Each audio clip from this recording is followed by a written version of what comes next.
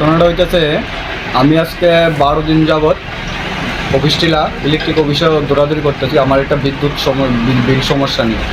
সমস্যাটা হইতেছে, আমার প্রত্যেক মাসে বিল আসতো 800 থেকে 1000 খানিক টাকা বিল আসতো।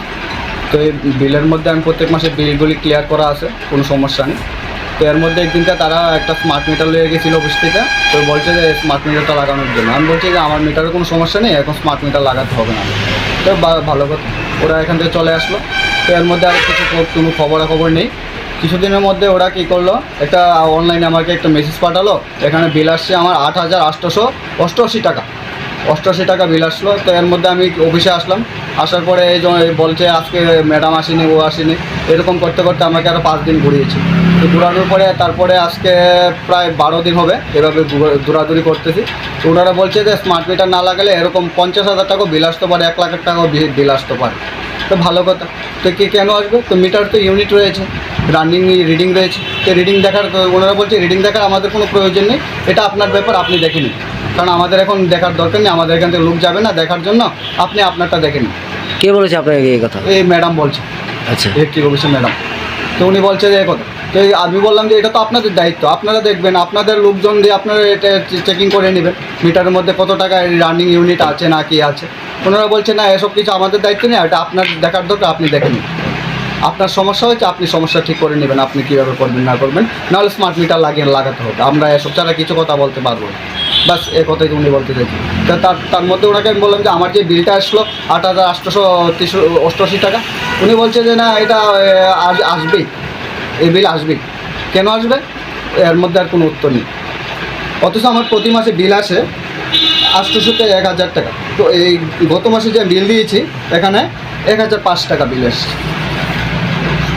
প্রত্যেক মাসে বিলগুলি আমার ক্লিয়ার রয়েছে। আর এই যে নতুন বিলটা আসলো আমার, এই বিলটা ওনারা বিলটা আমাকে দিয়েছে, এই হচ্ছে এই বিলের কাগজ। এই বিলটা ওনারা ক্লিয়ার করতে চাইছেন। ওনারা কি বলছে, হ্যাঁ এটা ক্লিয়ার করে দেবো, আপনাকে একটা দরখাস্ত লিখে দিচ্ছি আমরা, দরখাস্তর মধ্যে আপনার সাইন দিতে হবে। তার মধ্যে আমি জিজ্ঞেস করলাম কেন? ওনারা বলছে যে আপনার সাইনটা দেওয়ার কারণ হলো আগামী দিন যদি আরও কেউ এরকম 1 লাখ টাকা, 2 লাখ টাকা বা 1 কোটি টাকা বিল আসতে পারে, তার জন্য আমরা দায়ী নই। কে বলেছে? কোনো দায়ী নই। কে বলেছে এই কথাটা? ও ম্যাডাম বলছে এই কথা। ম্যাডাম বলেছে মানে যে 1 লক্ষ টাকা বা 1 লক্ষ বা বেশি আসতে পারে, তার জন্য ওনারা কোনো দায়ী নেই। আপনি কে বলেছে মানে দরখাস্ততে সাইন করার জন্য? এই ম্যাডাম বলছে। ম্যাডাম বলছে। এখন আপনি কি চাইতেছেন? আমি চাইছি যে আমার সম্পূর্ণ যে সমস্যা রয়েছে এটা সলভ করে দিয়ে আমার যে মিটার রিডিং রয়েছে, এই মিটার রিডিং অনুযায়ী ওনারা বিল করুক, আমি বিল দিতে রাজি, প্রস্তুত। কিন্তু ওনারা এটা মানছে না আমার কথা। আজকে 12 দিন যাবৎ আমি এখানে আসছি আর দিন শেষ করে চলে যাচ্ছি। কোন জায়গাতে এসেছিলেন আপনি? আমি চিকনচারা বাজার, আমার দোকান বাটিলামার চিকনচারা বাজার দোকান আমার। কোন জায়গাতে এসেছিলেন আপনি কারেন্ট বিল দিতে? অফিসটিলা, বিশালগড় অফিসটিলা ইলেকট্রিক অফিস। আপনার নাম? আমার নাম রাজু দেবনাথ। বাড়ি শেখেরপুর, চম্পামুড়া। তুমি আছো রান্নাঘরে, তাই সুগন্ধে ভরে, যা খুশি তেমনই খাই, তোমার জাদুর রান্নায় থাকে শুধু লংতরাই, থাকে শুধু লংতরাই।